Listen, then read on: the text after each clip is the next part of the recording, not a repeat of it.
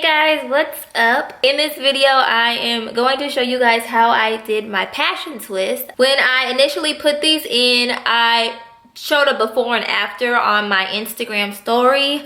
Follow me if you don't. But I had a few people messaging me asking me if I recorded it or if I can show how I did it. So I am here to show you guys how I put in these passion twists. They're actually super easy to put in. I will put down below the video that I followed to do these, but they were super easy. So yeah, I am just so obsessed with them. I love the size of them. I love everything about them. So stay tuned, keep watching so y'all can see how to get this cuteness. So I'm going to show you quickly all of the things I use, which is not a lot. I use the Murray's Edge Wax in Extreme Hold. This is my first time ever using this product. Make sure if you guys are going to do this hairstyle, you get the full size bottle. I almost got the sample size and I'm so happy I didn't because you use a lot of this. A lot. So get the regular size. You're going to be using a crochet needle for this technique. These are super cheap as well. Well, not as well. The Murray's wasn't really that cheap. I think it was like $6. That ain't cheap to me. But this was cheap. This was $1. The hair that I use is the Freetress Braid Crochet and Latch Hook. You have to get the Waterwave. This one specifically is the Waterwave hair. Mine is in 22 inches. And I have it in the color 1 if anybody's wondering. But get the Waterwave. This girl needs to be on your pack. I think I used 5.5 packs. I bought 8, but I used 5.5. Which surprised me, so I didn't even really need that many packs. But yeah, y'all, that's it. I hope you guys enjoyed this tutorial. Please give it a big thumbs up if you do, and I will see you guys in my next one. So to start, obviously you are going to get your Freetress hair, and this is what the hair looks like in the pack. It comes with these individual pieces. I am using 2 pieces for each section on my head. That way my passion twist can come out looking larger in size. The twists come looking very uniform, but to make this hairstyle come out looking even more natural, what you want to do is just run your finger, run your thumb down the section of hair to kind of make it more full.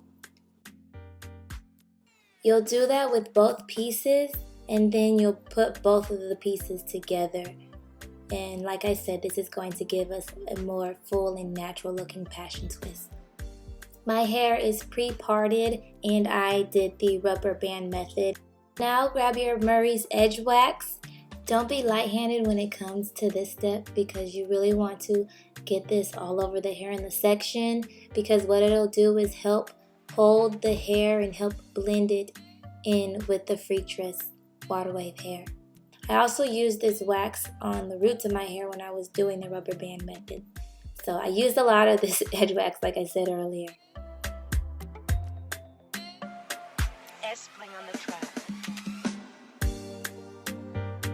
After this, you're going to grab your crochet needle and put it underneath the rubber band. I kind of missed it there as you can tell, but it'll still work out.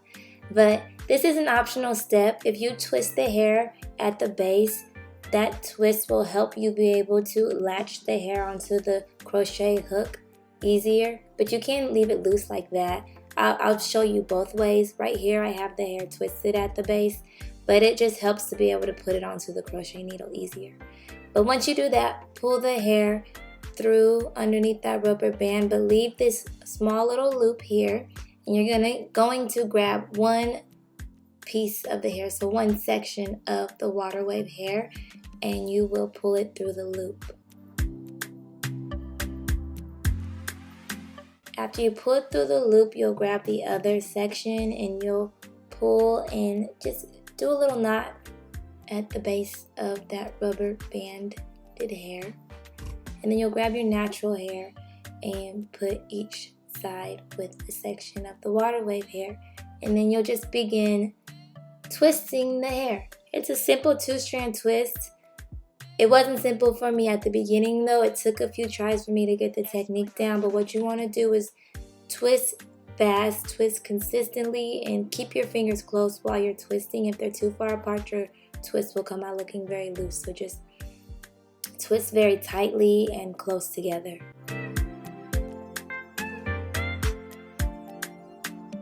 When you come to the end of your twist, just kind of twirl it around your finger because the hair will curl around itself, so you don't have to worry about any dipping when it comes to this style.